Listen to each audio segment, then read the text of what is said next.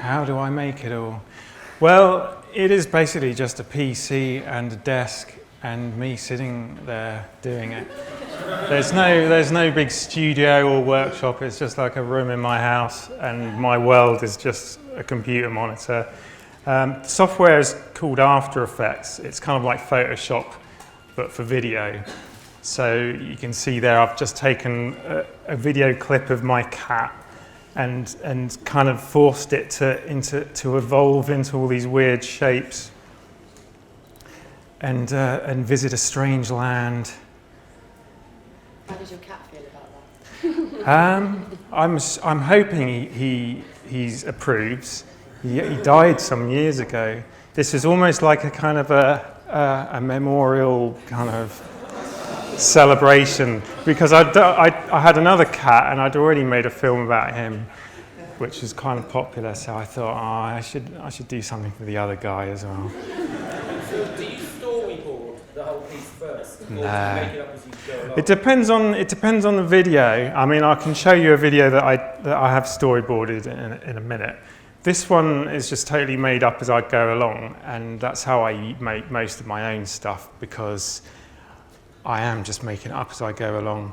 It's a kind of it's what I call a kind of improvisation at a glacial pace. So even though you're making like a second of animation a day, you're still improvising, like building on stuff from the last scene and making new stuff from it. And that's how it does kind of mirror the kind of evolution and things like that. You can see how things kind of build and change, and a common theme in a lot of my videos is that they just get more and more complex and intense as they go along, which is partly because I'm interested in complexity and chaos, but it's also just because as time goes on, I've got more and more stuff that I can just throw more and more at the computer. But yeah. Kevin, you had your hand Yeah, up. well, mine was kind of related anyway, so I don't know if you've already answered it, because I was interested in your processes for like idea generation, but you're saying you just completely busk it. Like, how do you even do Pretty that in much. After Effects? Like, do you choose a random number? Like, do you know what I mean? Are you dealing with a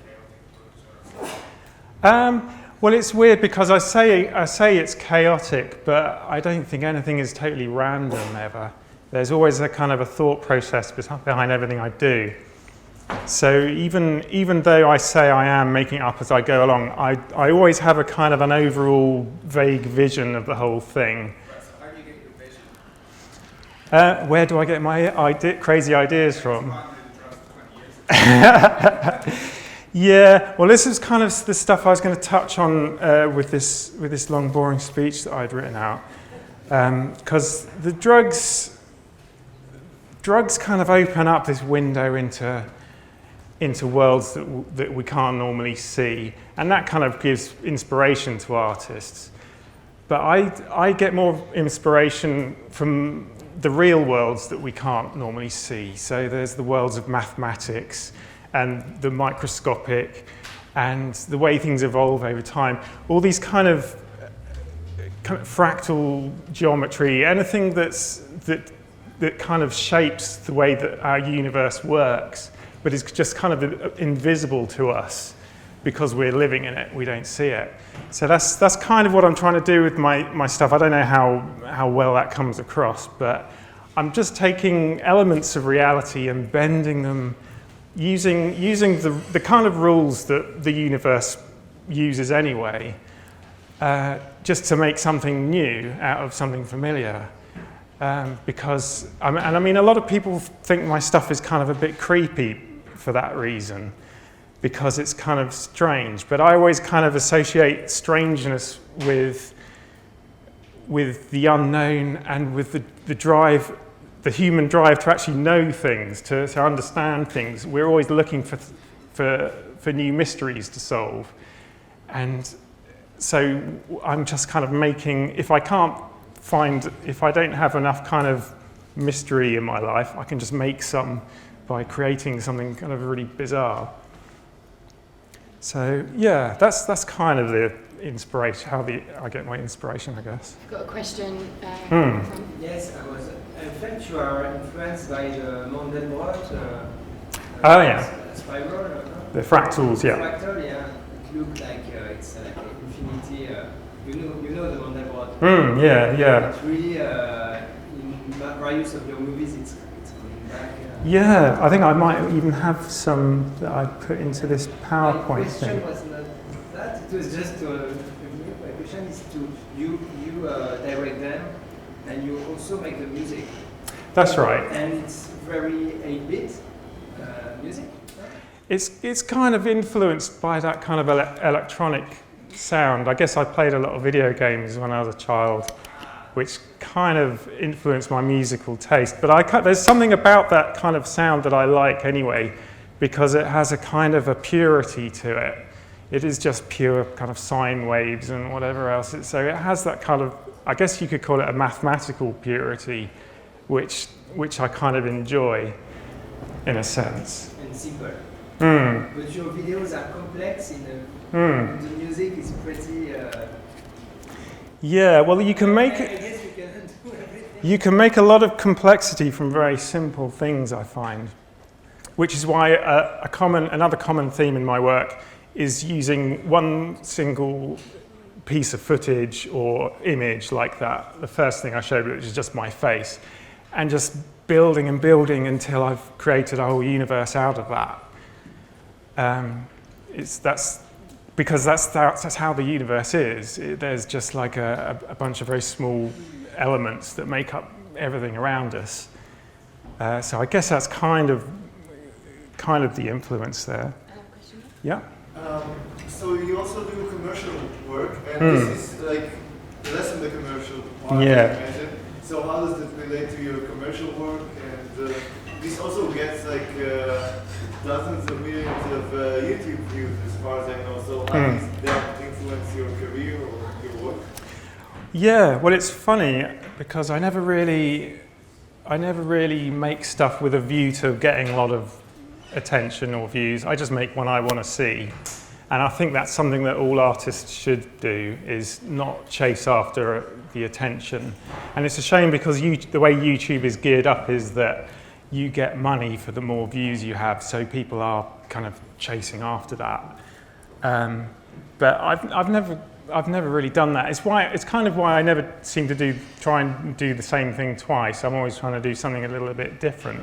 And your commercial work, is it like that at all? Or? Well, it depends. I mean, sometimes if it's really commercial, like an advert, say, they'll say, don't do anything with people puking up their own guts and stuff like that. But a lot of the time, if it's like a music video or things like that, then they'll just want me to do whatever I want to do, because that's what people want to see. My favourite film of yours, Cyriak, is the supermarket one.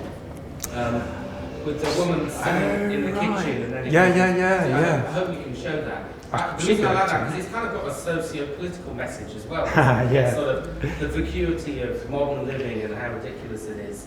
I guess so. What, the one with the strange mutant creature wandering through? She's sort of in the kitchen cooking and then goes to the supermarket and all the cars. Yeah, I can show that now if you like. Yeah, if you If put there's that up, time. and then are there any other questions? And then we could probably have one more question, and then if he shows us that film, and then that'll be the end of the session. Any more questions, Bruce? One of the things your work reminds me of, this Australian guy who's been working since the 80s called Tom Ellard. He was in a band called Severed Heads. Oh, Severed Heads. Yeah, and it's really interesting that I see the same. What he did was all his samples he would take from the most banal sources. Crappy 80s American TV, cheap advertising from Australia. And you just loop them. And he would loop them Yeah. to the point where it became this kind of transcendent Yeah. psychedelic experience to listen to. Yeah, and I mean that was the kind of stuff I was listening to when I was a Yeah. teenager. That makes a lot of sense, because I was about to say, I think, you're like Tom Ellard in visual form in a lot of ways. Oh, that's Taking cool. the same sources, getting the same facts. So I just wanted to say that. Well, let's. As you sit here then.